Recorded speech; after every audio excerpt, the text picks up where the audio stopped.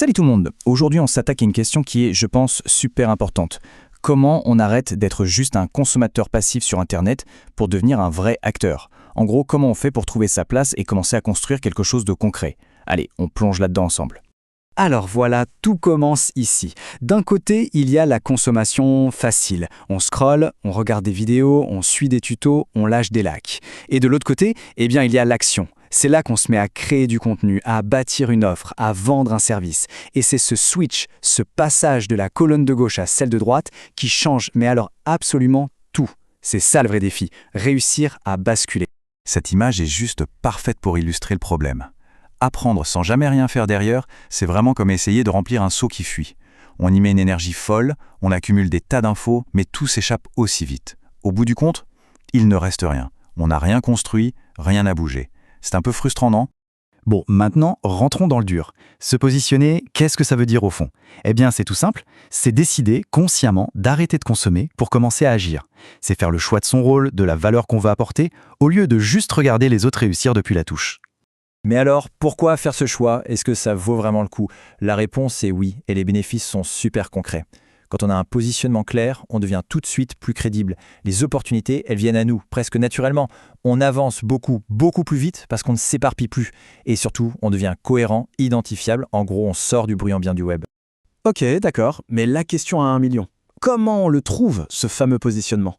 Eh bien justement, on va voir ensemble une méthode super simple, en 3 étapes, pour mettre le doigt sur ce qu'on peut appeler sa zone de valeur. C'est vraiment l'endroit où on peut avoir le plus d'impact possible. J'adore cette métaphore du GPS parce qu'elle est tellement juste. Un bon positionnement, c'est exactement ça. Ce n'est pas juste une destination finale. C'est un guide qui nous dit « Ok, c'est là que tu es le plus utile maintenant ».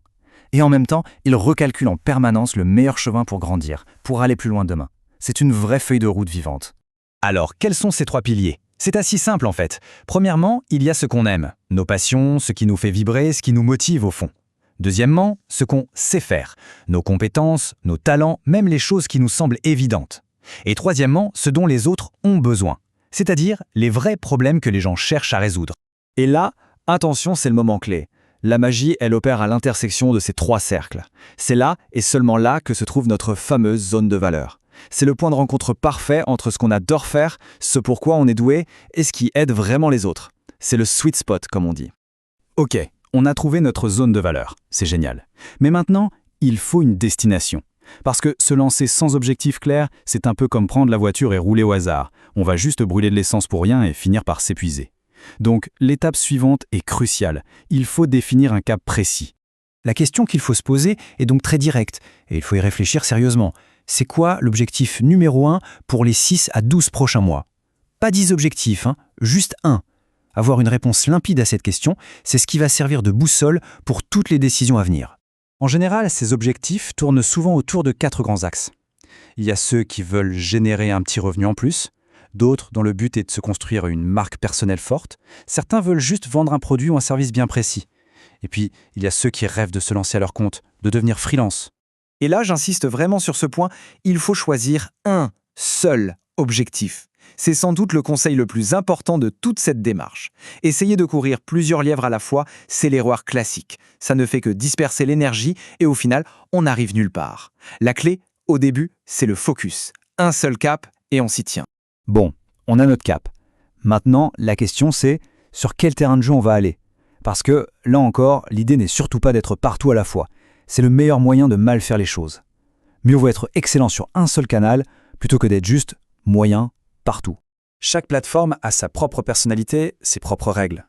Instagram, c'est le roi du visuel, de la proximité. Facebook, c'est génial pour les groupes, pour le local. WhatsApp Business, c'est le top pour la relation directe, quasi instantanée. LinkedIn, évidemment, c'est le réseau pro par excellence, pour le B2B. Et YouTube, c'est la machine pour devenir une référence, mais sur le long terme.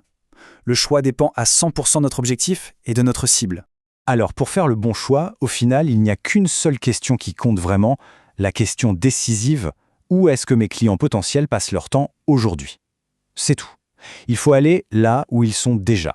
C'est de loin la stratégie la plus simple et la plus efficace pour commencer. Pas besoin de réinventer la roue. Ok, récapitulons. On a notre positionnement, on a notre objectif et on a choisi notre canal. Le puzzle est presque complet. Maintenant, il est temps de passer à l'action. Mais attention, pas en fonçant tête baissée. On va le faire intelligemment, avec un plan d'action super simple et concret pour les 30 premiers jours. L'idée, c'est de créer un élan, une dynamique dès le départ. Et voilà le plan en 6 étapes, hyper pragmatique. 1. On met au clair ce qu'on vend, nos offres. 2. On crée une petite base de 3 à 5 contenus. 3. On se fixe un rythme de publication, disons 2 ou 3 fois par semaine, et on s'y tient.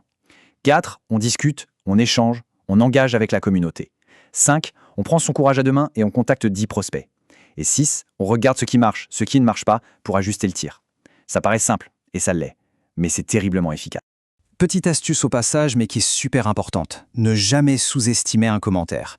Derrière chaque like, chaque commentaire, il y a une vraie personne. Et parfois une simple réponse, rapide et bien pensée, peut transformer quelqu'un qui était juste curieux en un tout premier client. L'engagement, ce n'est pas juste pour faire joli, c'est une vraie action commerciale.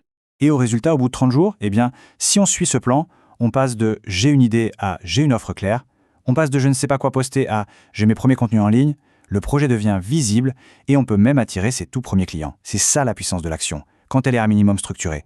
Voilà, le plan de route est tracé, tout est clair. Mais on sait tous que le plus dur, bien souvent, c'est de faire le tout premier pas. C'est là que les doutes arrivent.